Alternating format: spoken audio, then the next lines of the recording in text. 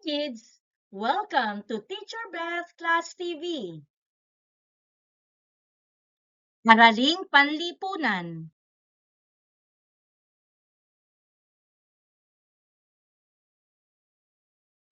Ngayon ay ating tatalakayin ang paksang Klima at Panahon sa Pilipinas. Sa araling ito, ating makikilala na ang Pilipinas ay isang bansang tropikal. Matutukoy din natin ang iba pang salik na may kinalaman sa klima ng bansa at mailalarawan ang klima sa iba't ibang bahagi ng bansa sa tulong ng mapang pangklima. Handa ka na ba? Ano ang pagkakaiba ng klima at panahon? Ang klima ay ang pangmatagalang kalagayan ng panahon sa isang lugar. Ito ay maaaring maranasan ng hindi bababa sa 3 hanggang 6 na buwan. Ang panahon naman ay pansamantalang kalagayan ng atmosfera na maaaring magbago anumang oras. Halimbawa, kapag papasok ka ng paaralan sa umaga, ay maliwanag at maaraw ang kalangitan. Pagdating sa hapon, ay biglang kumulimlim at umulan. Mabilis magbago ang panahon, kaya't mahalagang maging handa sa mga pagbabagong ito. Nagkakaiba-iba ang klima sa iba't ibang lugar o bansa dahil sa pag-ikot ng daigdig sa araw at pag-inog sa sarili nitong aksis. Dahil dito, may mga bahagi ang mundo na direktang nasisinagan ng araw. At may mga bahagi ring bahagya lamang nakakaranas ng sikat ng araw. Isa pang may malaking kaugnayan sa uri ng klima sa mga lugar ay ang mga linya ng latitude. Naalala mo pa ba kung ano ang mga guhit latitude? Ito ay mga linyang pahiga o mga linyang tumatakbo pasilangang kanlurang direksyon paikot sa mundo. Tinutukoy nito ang distansya ng mga lugar sa mundo mula sa Ecuador. Halina at magbalik-aral tayo sa mga guhit latitude sa ating globo. Ito ang Ecuador. Ito ang tropiko ng Cancer. Ito naman ang tropiko ng Capricornio. Ito ang kabilugang Artiko. Ito naman ang kabilugang Antartiko. Ito ang polong Hilaga at ito ang polong Timog. Ang klima sa isang bansa ay madaling matukoy dahil sa lokasyon nito sa latitude. Muli, ang gitnang guhit na umahati sa polong Hilaga at polong Timog ay ang Ecuador. Ang mga bansang nasa pagitan ng tropiko ng Cancer at tropiko ng Capricornio ay bahagi ng mababang latitude. Ang mga bansa rito ay nakararanas ng klimang mainit o klimang tropikal. Tinatawag din itong rehiyong tropikal dahil sa direktang sinag ng araw na natatanggap nito. Ang mga bansa sa pagitan ng kabilugang Artiko at tropiko ng Cancer, gayon din ang mga bansa sa pagitan ng tropiko ng Capricornio at kabilugang Antartiko ay bahagi ng gitnang latitude. Ang mga bansang ito ay tinatawag na rehiyong temperate. Ang mga bansang ito ay nakararanas ng klimang tagsibol, tag-init, taglagas, at taglamig. Ang mga bansa sa pagitan ng kabilugang Artiko at polong Hilaga, gayon din ang mga bansa sa pagitan ng kabilugang Artiko at polong Timog ay nasa bahagi ng mataas na latitude. Kilala rin ang bahaging ito sa tawag na rehiyong polar at frigid zone dahil ang bahaging ito ay palaging nababalutan ng yelo. Sa loob ng 6 na buwan ay nakikita ang araw, ngunit pahilis ang sikat, kaya't nananatiling malamig at hindi sapat upang matunaw ang mga yelo rito. Sa sumusunod na 6 na buwan ay hindi naman makikita ang araw o makararanas ng dilim ang mga bansa dito. Dahil ang Pilipinas ay malapit sa Ecuador, tumatanggap ito ng tuwirang sikat ng araw sa buong taon. Ito ay kabilang sa mga bansang may klimang tropikal na matatagpuan sa mababang latitude. Nakararanas ito ng dalawang klima sa buong taon, ang tag-init at tag-ulan.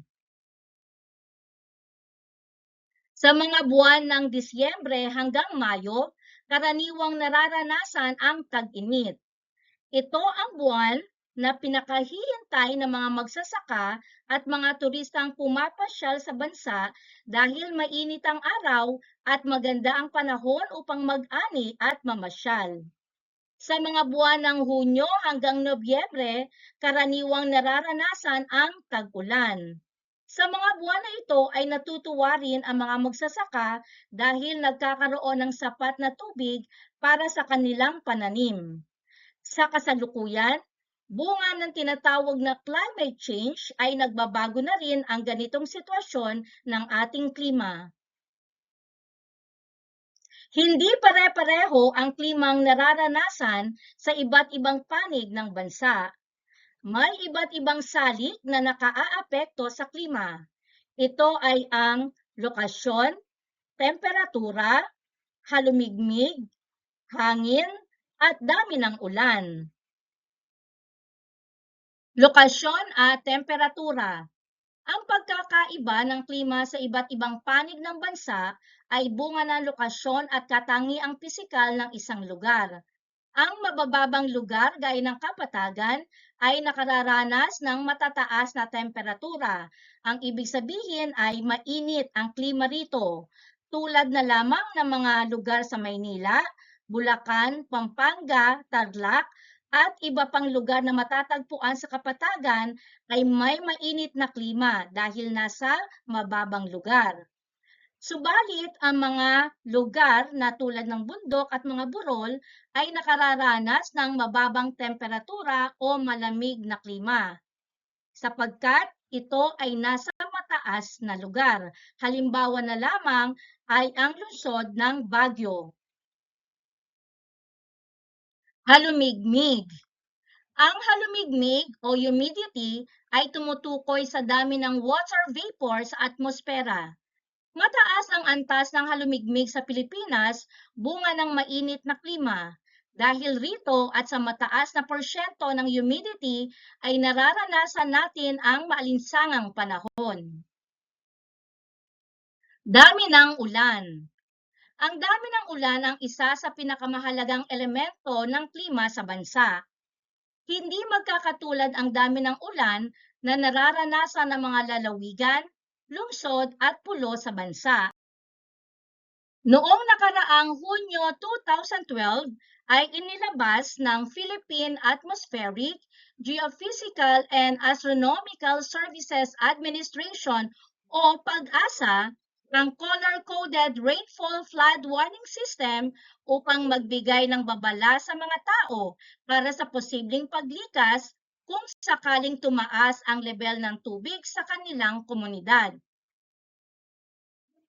Ang mga hadlang na bundok o mountain barriers ay nakaaapekto rin sa dami ng ulan na natatanggap ng isang lugar batay sa kanyang posisyon kung ito ay matatagpuan sa leeward o windward na panig ng bundok. Ang windward ay bahagi ng bundok kung saan bumabagsak ang ulan. Ang leeward naman ay bahagi ng bundok kung saan walang bumabagsak na ulan. Matatagpuan ang ganitong sitwasyon sa mga lalawigan sa Hilagang Luzon na napaliligiran ng bulubundukin ng Cordillera, Sierra Madre at Caraballo. Ang mga dumaraang bagyo ay nakaaapekto rin sa dami ng ulan sa bansa. Sa kabuuan ay may humigit kumulang 20 bagyo ang dumaraan sa bansa taon-taon. Ito ay binibigyan ng pangalan ng paalpabeto upang maging palatandaan kung ilang bagyo na ang pumapasok sa bansa. Karaniwang nagmumula ang mga bagyo sa karagatang Pasipiko at bumabaybay sa mga lalawigan sa Luzon, Visayas at Mindanao. Bakit nakararanas ng maraming bagyo ang Pilipinas? Dahil ang Pilipinas ay matatagpuan sa kanlurang bahagi ng karagatang Pasipiko, kung saan nabubuo ang mga bagyo. Sa pamamagitan din ng pag-asa ay naipaaabot sa kaalaman ng mga mamamayan ang bagyong paparating sa bansa. Ito ay nagbibigay babala upang makapaghanda ang lahat sa posibleng pananalanta nito. Narito ang iba't ibang babala ng bagyo. Signal number 1 o tropical depression, ibig sabihin ay bahagya o halos walang pinsala. Signal number 2 o tropical storm, bahagyang katamtamang pinsala. Ang signal number 3 naman ay severe tropical storm o katamtaman hanggang sa malubhang pinsala. Ang signal number 4 ay typhoon, ibig sabihin malubhang pinsala. At ang panghuli ay ang signal number 5 o super typhoon. Ibig sabihin nito ay matindi at malawakang pinsala. Ayon sa DepEd Order number 28, Serye 2005, ang mga panuntunang dapat sundin sa pagkakansela ng klase kapag may bagyo ay ang mga sumusunod. Signal number 1, walang pasok sa kindergarten. Signal number 2, walang pasok sa kindergarten, elementarya, junior high school at senior high school. Signal number 3, walang pasok sa kindergarten, elementarya, junior high school, senior high school, kolehiyo at graduate school. Ito ay ipinatutupad sa mga public at private schools. Subalit, ayon sa Executive Order 66, Section 2, na tinatawag ding localized cancellation or suspension of classes and work in government offices, kung sakaling walang babala ng bagyo mula sa pag-asa, subalit malakas ang ulan o masama ang panahon, ang mga pinuno ng mga lokal na pamahalaan ay binibigyan ng karapatang magkansela ng klase sa paaralan o trabaho sa mga pabrika at tanggapan, lalo na sa mga high-risk areas o mga lugar na binabaha o malapit sa lugar na mapanganib. Hangin. Ang isa pang nakaaapekto sa kalagayan ng klima ng bansa ay ang paghihip ng hangin o wind flow. Ang mga ito ay ang timog kanlurang monsoon o habagat, hilagang silangang monsoon o amihan, at ang hanging silangan o trade winds. Hanging amihan. Ito ay nararanasan mula Nobyembre hanggang Pebrero. Ito ay mula sa Siberia na umiihi patungong karagatang Pasipiko mula sa direksyong hilagang silangan. Ang panahong ito ay tuyo, ngunit malamig ang simoy ng hangin. Hanging habagat. Ito ay nararanasan sa mga buwan ng Hunyo hanggang Setyembre. Ito ay mula sa direksyong timog kanluran ng bansa. Nagdudulot ito ng malalakas na ulan. Trade winds o easterlies. Ang trade winds o easterlies ay nagmumula sa karagatang Pasipiko. Ito ay nararanasan ng bansa sa mga buwan ng Pebrero hanggang Mayo. Ito ay karaniwang nakatutulong sa mga manlalayag sa kanilang paglalakbay. Narito ang mapang pangklima o climate map ng Pilipinas. Ipinakikita nito ang iba't ibang uri ng klimang umiiral sa isang lugar. Matutunghayan dito ang pangkalahatang klima ng mga lugar sa isang bansa.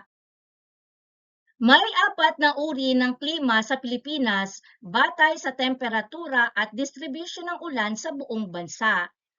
Ating pag-aralang mabuti ang mapang pangklima ng Pilipinas upang makita ang 4 na uri ng klimang nararanasan sa iba't ibang lugar sa bansa. Unang uri, may 2 tiyak na uri ng klima.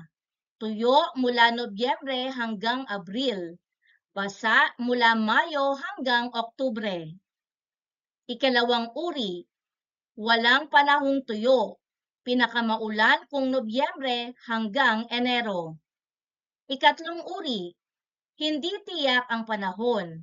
Mas malamang na tuyo kung Nobyembre hanggang Abril.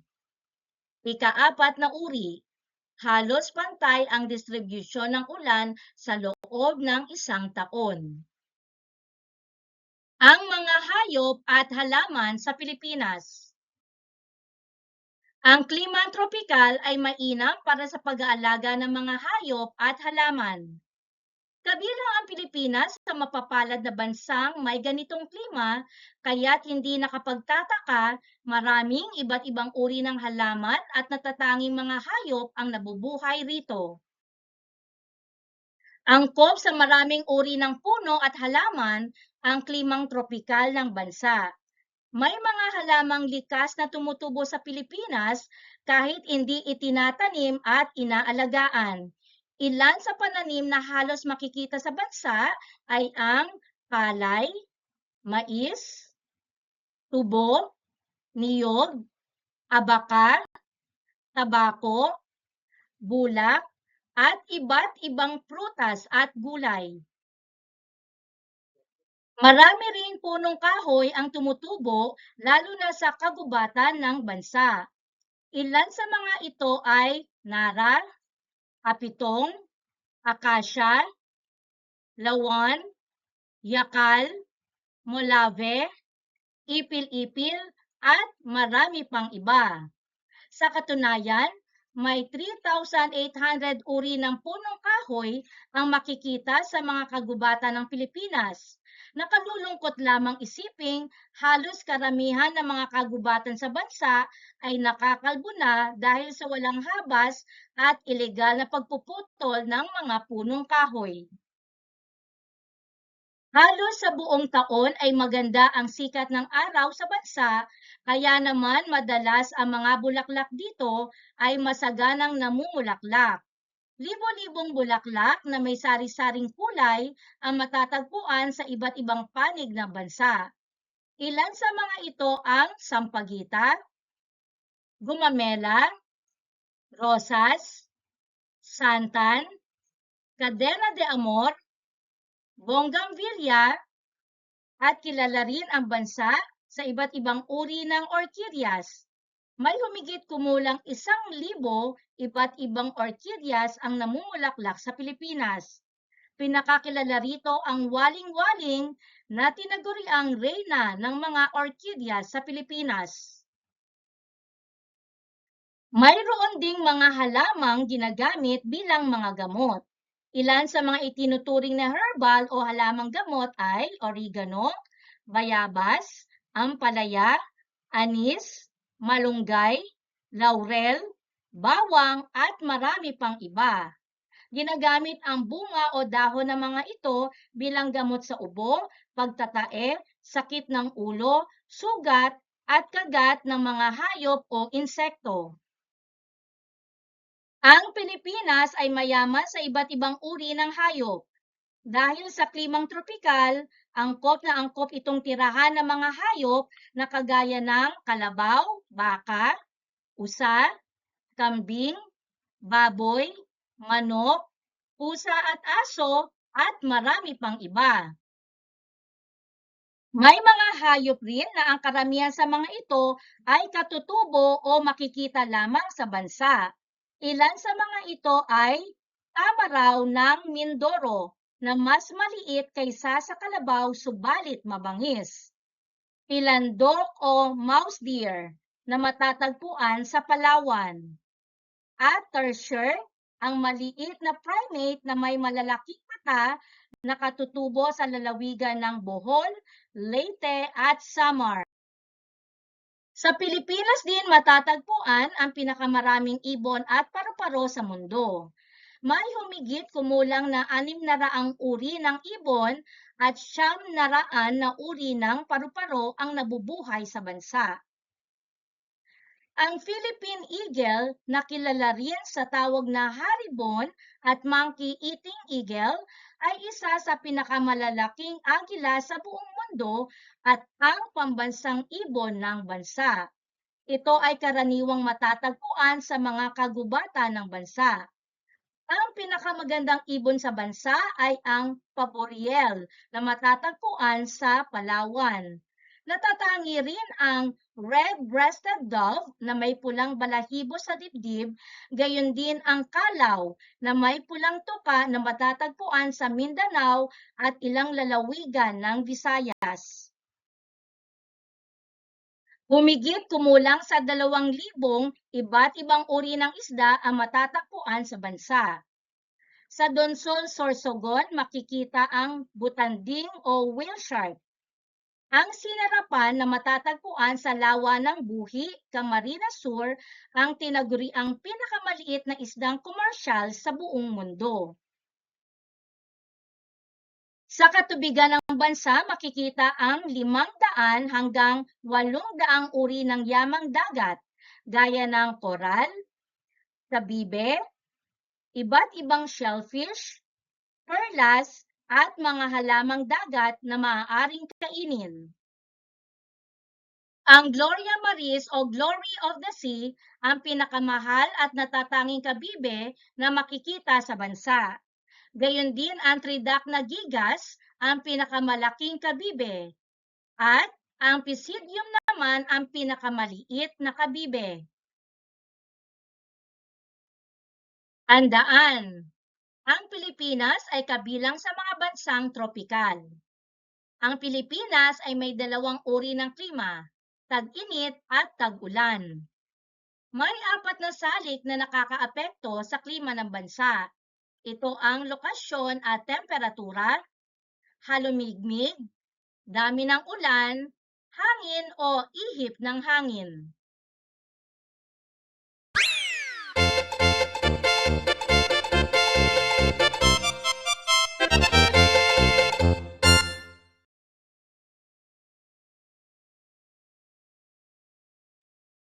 Kahunan ang tamang sagot na tinutukoy ng bawat pahayag.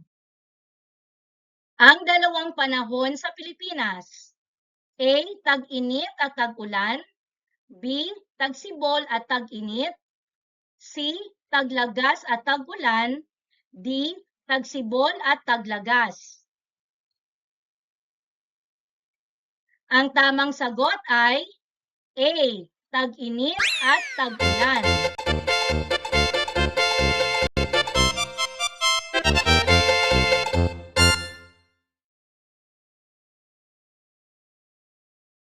Ang hindi nakaaapekto sa pagbabago ng klima sa bansa. A. Dami ng ulan. B. Lindol. C. Halumigmig. D. Temperatura.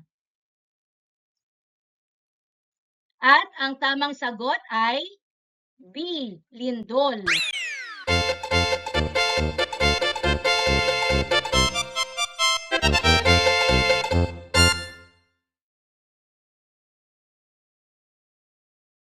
Lugar na may mababang temperatura dahil ito ay nasa mataas na lugar. A. Baguio. B. Bulacan. C. Tarlac. D. Maynila. Ang tamang sagot ay A. Baguio.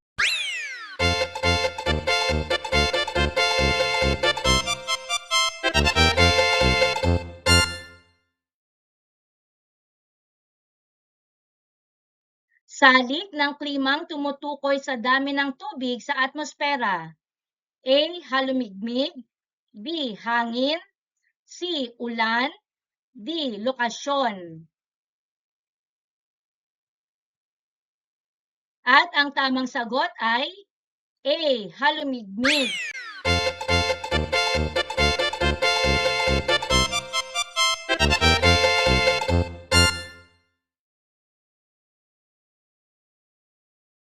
Bilang ng babalang umaabot ang pinakamalakas na bagyo.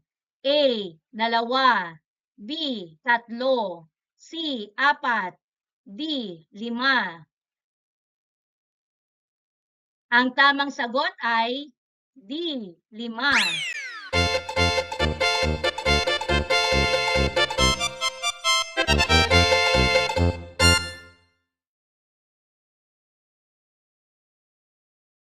Hanging nagmumula sa timog kanlurang direksyong nagdudulot ng malalakas na ulan. A. Amihan. B. Habagat. C. Easterlies. D. Westerlies. Ang tamang sagot ay B. Habagat.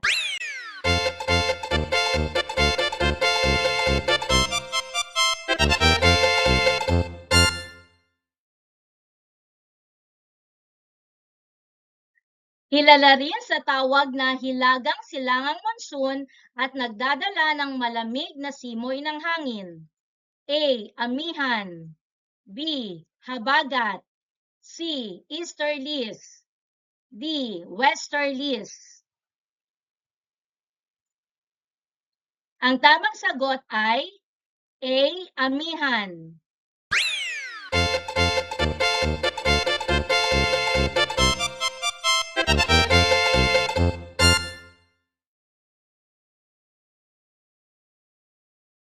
Bahagi ng bundok kung saan bumabagsak ang ulan.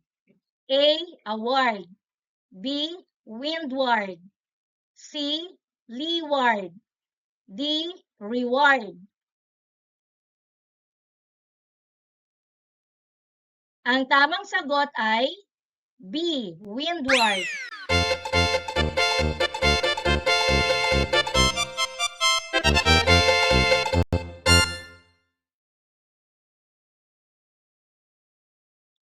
Malakas na hanging may bilis na hindi bababa sa 30 kilometro bawat oras.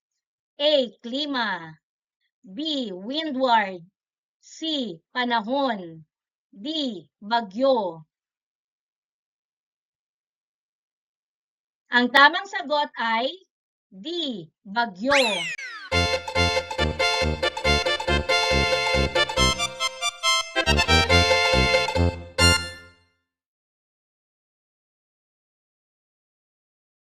Klima sa mababang latitude katulad ng Pilipinas. A. Temperate. B. Tropical. C. Polar. D. Frigid zone. At ang tamang sagot ay B. Tropical.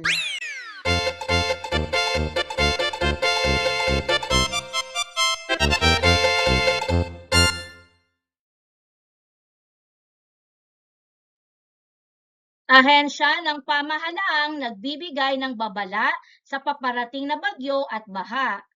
A. DepEd. B. DOH. C. Pag-asa. D. DSWD. Ang tamang sagot ay C. Pag-asa.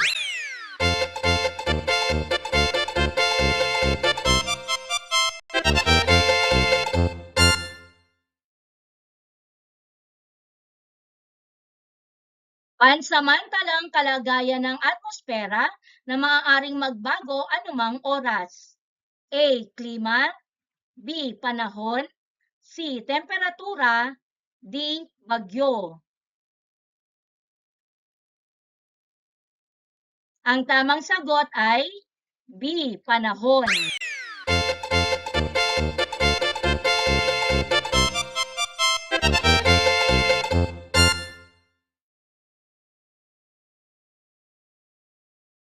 Panig ng bundok kung saan walang bumabagsak na ulan. A. Award. B. Windward. C. Leeward. D. Reward. Ang tamang sagot ay C. Dewar.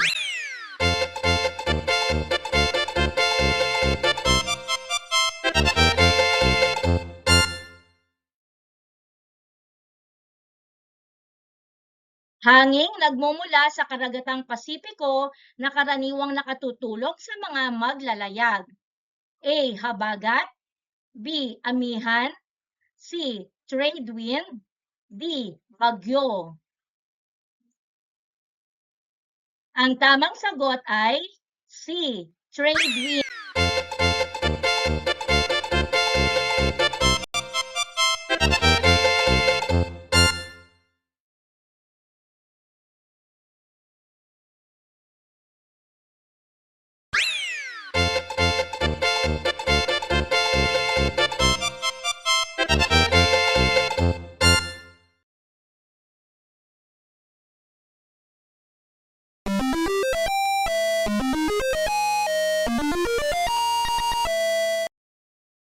Thank you for joining me.